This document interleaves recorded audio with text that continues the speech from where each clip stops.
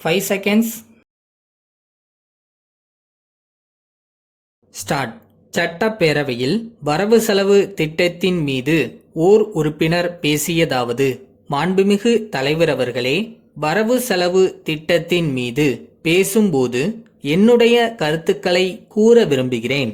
முதலாவதாக, நமது அரசு இப்போது உள்ள குளங்களை எல்லாம் தூர்வார செய்ய வேண்டும்.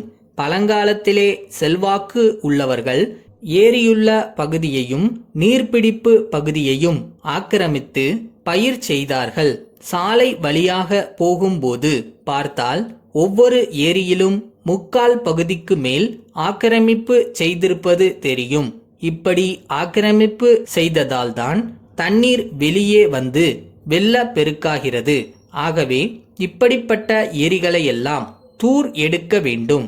அடுத்து, சென்னையை சுற்றியிருந்த ஏரிகளில் கிட்டத்தட்ட 30 ஏரிகள் ஒழிக்கப்பட்டதாலும் ஆக்கிரமிப்பு செய்யப்பட்டதாலும் தான் தண்ணீர் தேங்குவதற்கு இடம் இல்லாமல் அடையாறு, கூவம் போன்ற ஆறுகளில்தான் கலக்க வேண்டும் என்பதால் இன்றைக்கு சென்னைக்கு அபாயகரமான நிலை ஏற்பட்டிருக்கிறது.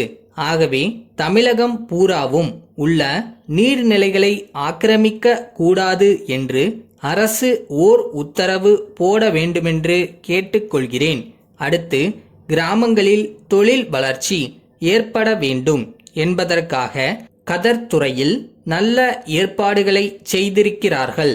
கதர் வாரியத்தின் சார்பிலே ஓலை பின்னுதல், அதன் மூலம் பல பொருள்களை உற்பத்தி செய்தல், நூல் நூற்பது போன்ற பல திட்டங்கள் செயல்பட்டு வருகின்றன. எங்கள் ஊரில் முன்பு 4 பனந்தோப்பு இருந்தது. இப்போது 4 பனைமரம் கூட இல்லை. கன்னியாகுமரியிலிருந்து திருநெல்வேலிக்கு வரும்போது வழி நெடுக நிறைய பனைமரங்களை முன்பு பார்க்கலாம். ஆனால் இப்போது அப்படி இல்லை. ஆகவே நிறைய பனைமரங்களை வளர்க்கலாம். பனை ஓலையிலிருந்து பொருள்கள் பல உற்பத்தி செய்ய ஏற்பாடு செய்தால் அதன் மூலம் வேலை வாய்ப்பை கொடுக்கலாம். பனையிலிருந்து வெல்லம் மற்றும் சர்க்கரை எடுக்கலாம் என்று சொல்லுகிறார்கள். இது உண்மைதான். ஆகவே நிறைய பனைமரங்களை வளர்க்க ஏற்பாடு செய்ய வேண்டுமென்று கேட்டுக்கொள்கிறேன். அடுத்து, நெசவாளர்களுக்கு வீட்டு வசதி ஏற்பாடுகள் செய்து தர வேண்டுமென்று கேட்டுக்கொள்கின்றேன். இன்றைக்கு கூட்டுறவுத்துறை மூலம் வீடுகள் கட்டி கொடுக்கப்படுகின்றன.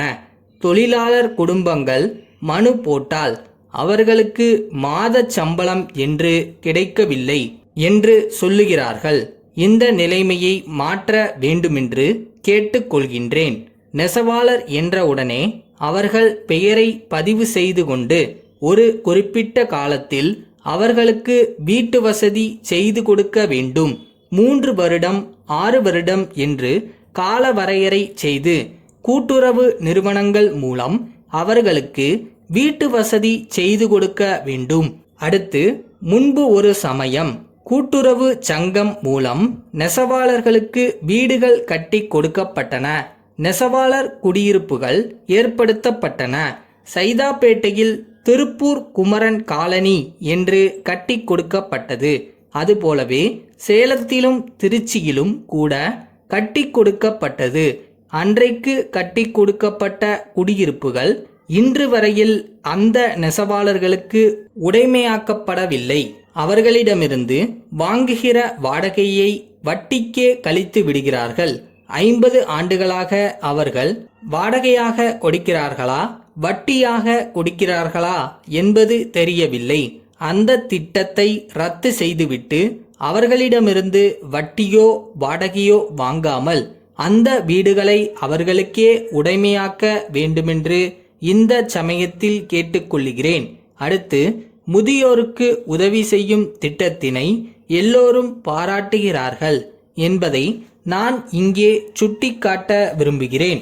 முதியோர் உதவித்தொகையை உயர்த்தியிருப்பதையும் விழா காலங்களில் கைத்தறி வேட்டி சேலை வழங்குவது பற்றி சொல்லியிருப்பதையும் நான் பாராட்டுகிறேன். என்னுடைய கருத்துக்களை இந்த சபையில் எடுத்துரைக்க வாய்ப்பு அளித்ததற்கு நன்றி தெரிவித்துக் கொண்டு இத்துடன் முடித்துக் கொள்கின்றேன்.